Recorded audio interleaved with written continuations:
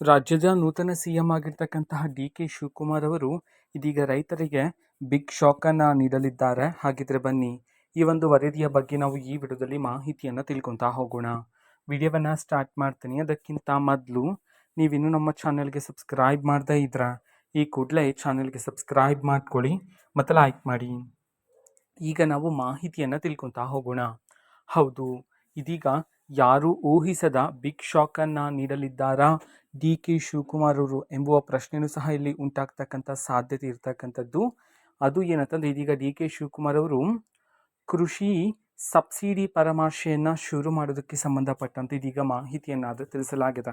So ಈ ಒಂದು ಪರಾಮರ್ಶೆಯ ಮೂಲಕ ಏನಾಗುತ್ತೆ ಅಂತಂದರೆ, ಸಬ್ಸಿಡಿ ಇನ್ನು ಮುಂದೆ ಬರೋದಿಲ್ಲ ಅಂತಕ್ಕಂಥ ಸಾಧ್ಯತೆಗಳು ಸಹ ಉಂಟಾಗ್ತಕ್ಕಂಥ ಸಾಧ್ಯತೆ ಇರುತ್ತೆ ಈ ಒಂದು ಪರಾಮರ್ಶೆ ಸಬ್ಸಿಡಿಯಲ್ಲಿ ಮೂಲಕ. ಸೊ ಎಲ್ಲ ಸವಲತ್ತುಗಳು ಕಟ್ಟಾಗ್ತಕ್ಕಂಥ ಸಾಧ್ಯತೆಯೂ ಸಹ ಇರ್ತಕ್ಕಂಥದ್ದು. ರೈತರಿಗೆ ಈಗಾಗಲೇ ಯಾವ್ಯಾವ ಸೌಲಭ್ಯಗಳು ಸಿಗ್ತಿತ್ತೋ ಅದು ಸಹ ಕಟ್ಟಾಗ್ತಕ್ಕಂಥ ಸಾಧ್ಯತೆ. ಡಿ.ಕೆ. ಶಿವಕುಮಾರ್ ಅವರು ಇದೀಗ ಬಡ್ಡಿ ರಹಿತ ಸಾಲವನ್ನು ನೀಡಲಾಗ್ತಿದೆಯಲ್ವಾ, ರೈತರಿಗೆ ಬಡ್ಡಿ ರಹಿತ ಸಾಲಗಳನ್ನು.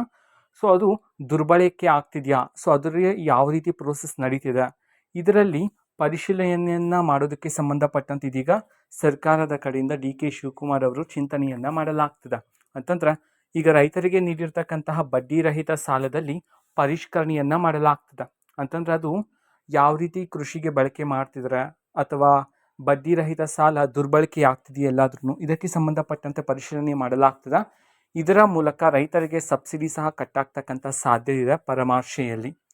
ಓಕೆನಾ. ಸೊ ರೈತರಿಗೆ ಡಿ.ಕೆ. ಶಿವಕುಮಾರ್ ಅವರ ಕಡೆಯಿಂದ ಇನ್ನೂ ಹಲವಾರು ಮಾಹಿತಿಗಳು ಬಂದ ನಂತರ ಆದಷ್ಟು ಬೇಗ ನಾನು ನಿಮಗೆ ಮಾಹಿತಿಯನ್ನು ತಿಳಿಸ್ಕೊಡ್ತೀನಿ. ಅದಕ್ಕೋಸ್ಕರ ಚಾನಲ್ಗೆ ಸಬ್ಸ್ಕ್ರೈಬ್ ಮಾಡ್ಕೊಳ್ಳಿ ಮತ್ತು ಮಾಹಿತಿ ಇಷ್ಟ ಆಗಿದ್ರೆ ನಿಮ್ಮ ಫ್ರೆಂಡ್ಸ್ ಆ್ಯಂಡ್ ಫ್ಯಾಮಿಲಿ ಮೆಂಬರ್ಸ್ಗೂ ಸಹ ವಿಡಿಯೋವನ್ನು ಶೇರ್ ಮಾಡಿ. ಜೊತೆಗೆ ಚಾನಲ್ಗೆ ಸಬ್ಸ್ಕ್ರೈಬ್ ಮಾಡಿಕೊಂಡು ಸಪೋರ್ಟ್ ಮಾಡಿ. Thank you, bye.